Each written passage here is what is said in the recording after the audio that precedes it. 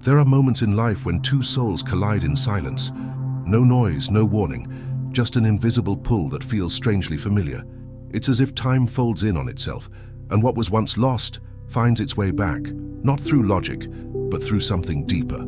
Some call it fate, others divine timing.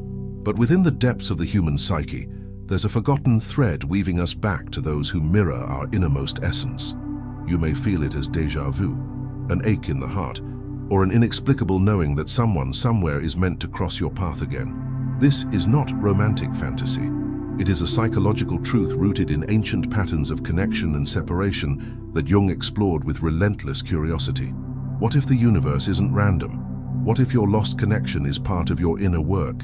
If you believe nothing is ever truly lost, comment, "What is mine will find me again." Carl Jung believed that what we seek outside is often a reflection of what lies unresolved within. In the dance of human connection, we're rarely aware that our deepest bonds are not random. They are psychological mirrors, drawing us toward completion. Jung called this the process of individuation, the lifelong journey of becoming whole by integrating the unconscious aspects of the self. When two people feel mysteriously drawn to one another, it may not be fate in the mystical sense, but the psyche's way of healing what is fragmented. Jung proposed that we unconsciously project hidden parts of ourselves, our desires, wounds, and potentials, onto others. These projections are not arbitrary. Often they are directed toward those who carry the qualities we have disowned or buried in our own shadow. Moreover, Jung emphasized the inner archetypes of the anima, the feminine image within a man, and the animus, the masculine image within a woman. When these archetypes are not consciously integrated, we seek them in others, often forming deep connections that feel destined, even fated. These soul reunions, then, are not about finding someone who completes us, but someone who activates the inner journey we must take alone. Sometimes people return into our lives, not because we need them, but because we are finally ready to see the truth they represent. Jung would argue that destiny is the psyche's response to our need for integration, an inner mechanism that guides us towards psychological wholeness by orchestrating outer encounters. Destiny, then, is not separate from us. It is a reflection of our own becoming. There are moments when we encounter someone who feels oddly familiar, as if we've known them far longer than we possibly could. It isn't just a trick of memory, it's a stirring in the unconscious, a recognition that transcends time, logic, and place. According to Jungian psychology, this mysterious pull is not coincidental. It is archetypal. Jung taught that the unconscious is not a chaotic, random space, but a structured realm organized by universal patterns he called archetypes. These archetypes are primordial images shared by all humans, like blueprints of psychic experience, and they shape the way we perceive and engage with the world. Among these archetypes is that of the lost soul, a figure that reflects a part of the self that feels separated, wandering, or incomplete. When we meet someone who embodies this archetype for us, we are drawn not just to who they are, but to what they symbolize within us. This dynamic explains why we may instantly connect with someone we've just met, or why certain people seem to reappear in our lives in profound or inexplicable ways. These aren't just people, they are living expressions of an inner pattern yearning for recognition. Jung would say that such figures are containers of our projections, especially when they activate something unresolved, such as longing, grief, or purpose. Often these individuals mirror what we've disowned in ourselves, and so they appear not as strangers, but as messengers, carriers of psychological gold buried deep in the unconscious. In the early stages of life, we externalize our search for meaning. We look for others to complete us, to give us purpose, to reflect our hidden truths. When the archetype of the lost soul becomes active, it's not simply a longing for connection. It's the psyche's attempt to reintegrate what was once divided. This could be a forgotten dream, a lost part of our emotional history, or even a version of ourselves we abandoned in exchange for social acceptance. The sense of having known someone forever can therefore be understood as an archetypal resonance, a psychic frequency vibrating between two people whose unconscious patterns align. This doesn't mean they are destined in a mystical sense, but that their inner structures echo one another. They are psychologically significant to each other's path, and when these paths cross even briefly, they awaken deep layers of awareness. These familiar strangers are not always easy to welcome. Sometimes they bring disruption, confusion, or emotional intensity. But this is precisely what gives the archetype its power. It does not aim to comfort the ego, it seeks to move the soul. And the soul, in Jungian terms, is less interested in stability than in growth. The reunion with a lost soul, whether it be a former partner, an estranged friend, or someone met under strange circumstances, is an invitation to enter the deeper layers of one's inner life. The archetype of the lost soul is not limited to individuals. It can also manifest through places, memories, or experiences that feel haunted by something unfinished. In this sense, the return of someone into your life may not be about romance or closure. It may be the psyche's way of circling back to retrieve something essential that was left behind. Jung did not view these experiences as accidental. He believed that the psyche is always in motion, constantly seeking balance through the integration of its fragmented parts. When a familiar stranger appears, it often signals a turning point, an activation of an unconscious process that, if engaged consciously, can lead to greater self-awareness. Ultimately, we are drawn to others not merely for who they are, but for what they reflect within us. And when that reflection stirs something we cannot name, it's often because the archetype behind it is older than memory, deeper than desire. It is the lost soul returning, not from outside, but from within. When someone reappears in our life, unexpectedly, dramatically, or even quietly, it can feel as though the universe is asking us to revisit a closed chapter. But in Jungian terms, these returns are rarely about the other person. They are about what has been left unresolved within ourselves. Such encounters are often instigated by the shadow, the part of the psyche where we bury the qualities, impulses, and truths we deny, reject, or cannot yet accept. Carl Jung described the shadow not as something inherently evil, but as the unconscious container of everything we repress. It includes not only our darker traits, such as jealousy, anger, or fear, but also our undeveloped potential, gifts, desires, and strengths we've learned to hide. Because we are conditioned to maintain a socially acceptable persona, much of our authentic emotional life is pushed into the unconscious. And what is repressed doesn't disappear, it waits. When a significant person returns, particularly one who once triggered deep emotional experiences, it can activate this waiting material. Suddenly, we find ourselves overwhelmed by feelings we thought we had outgrown. The situation may seem external, a reunion, a conversation, a message, but the true event is unfolding internally. Jung believed that every external experience carries the possibility of reflecting back something hidden within the psyche. These moments are psychological mirrors, and they can be profoundly uncomfortable because they force us to confront aspects of ourselves we thought we'd escaped. For example, someone who once made us feel powerless might return just as we're beginning to reclaim our voice. Their presence alone can summon back that old fear, that tendency to shrink or submit. But now, with more awareness, we are offered a choice. Do we regress into the old role, or do we hold our ground and meet the shadow with consciousness? This is the essence of shadow work, not eliminating the shadow, but facing it without projection. Projection occurs when we unconsciously attribute our own disowned traits to others. The returning soul often becomes the screen onto which we project unmet needs, unresolved grief, or buried anger. We see them as the cause of our suffering or the key to our healing, but in truth, they are often just the catalyst. The real content lies within us. This is why such encounters can feel emotionally loaded or irrationally intense. The person may not have changed and the circumstances may be benign, yet our reactions are fierce, nostalgic, or even destabilizing. It's because the psyche recognizes an opportunity, not for repetition, but for reintegration. Jung emphasized that what we do not bring to consciousness appears in our lives as fate. In this context, the reappearance of someone from our past can feel destined, not because it was preordained, but because it is necessary for our psychological evolution. Sometimes the shadow reveals itself through attraction. We may feel magnetically drawn to someone not because they are good for us, but because they embody the parts of us we have neglected. Other times, it appears through aversion. We may resent someone's return because they reflect the pain we never processed. Both responses, pull and push, are signs that the unconscious is at work. The key is not to idealize or demonize the returning soul, but to become curious about what they stir within us. What part of yourself do they activate? What memory, belief, or emotion are they tied to? Jung encouraged a dialogical approach to the unconscious, engaging it as a living force with its own intelligence. When we respond to shadow encounters with reflection rather than reaction, we unlock new dimensions of inner truth. And sometimes these souls return not to re-enter our lives permanently, but to help us retrieve what we left behind. Their purpose may not be reconciliation, but revelation.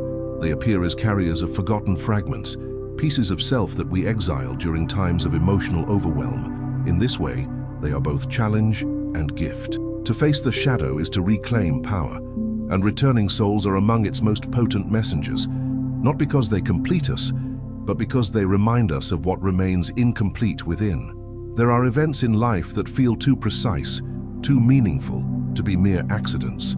You think of someone you haven't seen in years and suddenly they appear in your inbox.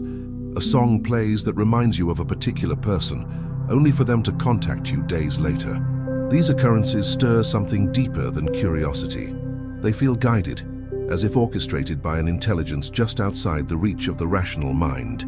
Carl Jung called these events synchronicities, meaningful coincidences that have no apparent causal connection, but hold psychological and emotional significance. For Jung, synchronicity was not a supernatural belief, but a psychological principle that reflected how the inner and outer worlds are connected.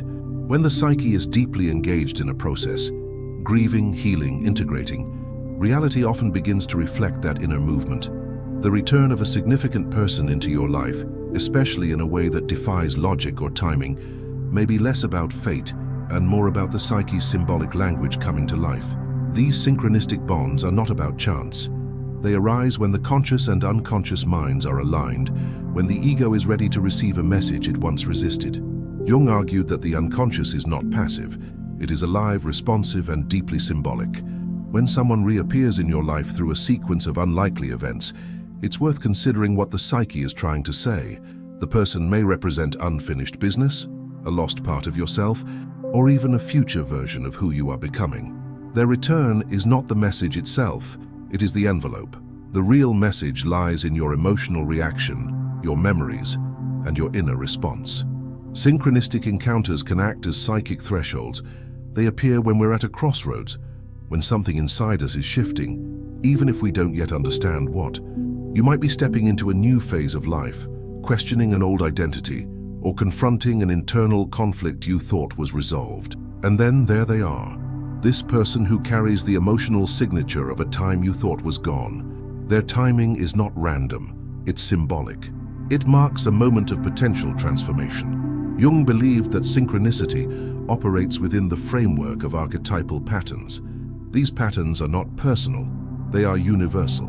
When two people are unconsciously aligned within a similar archetypal field, they may be drawn back into each other's lives in ways that defy explanation. This doesn't mean they are destined to stay together. It means they are being invited to re-engage with a psychological process that was interrupted or incomplete. What often complicates these experiences is the mind's need for certainty. We want to know why someone has returned, what it means, what will happen next. But the value of a synchronistic bond lies not in prediction, but in presence. It asks for awareness, not analysis. It's less about whether you rekindle a relationship and more about how the reunion helps you see yourself more clearly. The outer event is merely the surface. The real work is inner. Synchronicity challenges our usual sense of time. It collapses the distance between past and present, as if the psyche is saying, "You're ready now." The returning soul may be linked to an emotion you couldn't process back then, or a truth you weren't able to hold. Their appearance is a symbolic doorway, an opportunity to make conscious what was previously unconscious. If you walk through that doorway with awareness, even the briefest encounter can bring profound insight. It's also important to note that synchronistic bonds don't always feel comforting. Sometimes they reawaken pain or confusion, but even this discomfort is meaningful. It's a sign that something is being stirred into awareness, and often what emerges is not about the other person at all. It's about the part of yourself that you see reflected in their return. Jung saw the world as alive with psychological meaning. He urged us to pay attention to symbols, dreams, and unlikely events, not to control them, but to enter into dialogue with them. A synchronistic reunion with someone from the past is not a coincidence to dismiss. It is an invitation to pause, reflect, and respond consciously to a pattern that is asking to be seen. Ultimately, synchronicity reminds us that life is not linear. The psyche speaks in symbols, rhythms, and returns. And when a soul circles back into your orbit, seemingly out of nowhere, it may be the deepest part of yourself reaching out, not to repeat the past, but to transform it. When someone from the past returns, it can feel like a second chance, a new beginning, a fresh opportunity to get something right. But from a Jungian perspective, the deeper value of reunion lies not in recreating what once was, but in transforming it. This transformation is alchemical, a symbolic process through which unconscious patterns, emotional wounds, and split-off aspects of the self are brought into conscious integration. The returning soul becomes not a savior, nor a symbol of unfinished love, but a vessel through which the psyche invites us to confront and evolve the internal patterns that shaped the original connection. Alchemy, for Jung, was more than a historical precursor to chemistry. It was a metaphor for psychological transformation. The alchemist's quest to turn base metals into gold mirrored the soul's journey to transform the fragmented self into a whole one. And in the furnace of reunion, where old emotions are reignited and long-buried memories surface, we are given the raw material for this inner alchemy. The person who returns may carry the energy of a previous emotional cycle, but it is up to us to decide whether that cycle repeats or evolves. The reunion triggers this choice. The familiarity of the dynamic may tempt the psyche to slip into old roles: the fixer, the abandoned one, the rescuer, the victim. But with awareness, these roles can be observed rather than reenacted. Jung believed that true change occurs when we stop identifying with unconscious patterns and begin to integrate them consciously. In this light, the emotional intensity of reunion is not a sign that history must repeat itself. It is the heat necessary for transformation. This process often involves discomfort. The returning person may force you to confront the parts of yourself you had managed to avoid: your fear of vulnerability, your need for control, your unhealed grief. But this confrontation is not punishment. It is a psychic initiation. In alchemical terms, it is the nigredo phase, the blackening, where the ego is broken down so that something new can emerge. Only by staying present through the discomfort can you move into the next phases: albedo, the cleansing clarity, and rubedo, the red of integration and new life. The transformation is not about the other person changing. It is about how you choose to show up differently. It's about seeing the pattern, naming it, and choosing not to follow the same script. This might mean setting boundaries where there were none before. It might mean speaking your truth without fearing rejection. Or it might mean letting go of the need to fix or be fixed. These are not acts of rejection. They are acts of wholeness. Jung's process of individuation requires that we reclaim what we have projected outward and recognize that the healing we seek through others must ultimately occur within ourselves. Sometimes the returning soul becomes a partner in this transformation. They too may be walking their own path of integration, bringing new awareness into the space between you. But even if they are not ready or willing to change, your work remains valid. Alchemy is not dependent on external outcomes. Its goal is inner freedom. There is also a paradox in this process. To truly reconnect with another person, you must first reconnect with the parts of yourself that were dismembered by the original bond. This might include the innocence you lost, the trust you gave too freely, or the voice you silenced. When these aspects are welcomed back, not blamed, not shamed, but embraced, they re-enter your psyche as strength, not vulnerability. And it is from this integration that new, conscious patterns of connection can emerge. Ultimately, reunion is not a return to what once was. It is an evolution into what could not have been before, because neither you nor the other were ready. Jung saw every meaningful encounter as an opportunity for individuation, and every emotional cycle as a spiral rather than a circle. You return, not to the same point, but to a deeper layer of understanding. So when someone reappears and stirs your soul, ask yourself, what within me is ready to transform? What truth is this person mirroring that I am now strong enough to face? The reunion may not last. The connection may shift form. But the inner work it initiates, if accepted, can lead to a level of self-awareness, healing, and wholeness that no amount of time or separation can undo.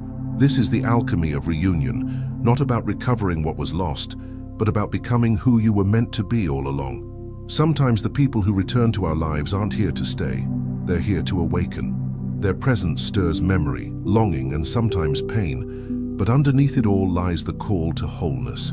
Carl Jung taught us that we are not here to remain fragmented, nor to seek completion in others, but to remember the lost pieces of ourselves through every relationship, every echo of the past, every so-called coincidence that touches the soul.